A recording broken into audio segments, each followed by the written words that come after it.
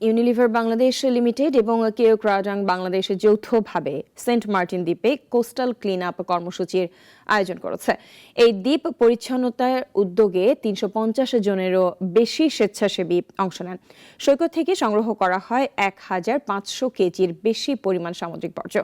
সংগৃহীত সামুদ্রিক বর্জ্যের মধ্যে উল্লেখযোগ্য ছিল প্লাস্টিকের খাদ্য পণ্যের মোড়ক, প্লাস্টিকের বোতল, বোতলের ক্যাপ, প্লাস্টিকের ব্যাগ।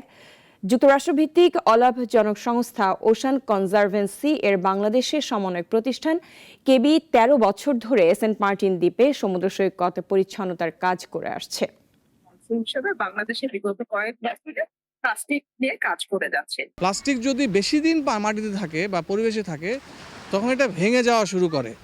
সেই সময়টা থেকে আসলে এর ফ্যাটালিটি রেট বাড়ে, ধরেন এনভায়রনমেন্টের জন্য এটা খারাপ হওয়া শুরু করে।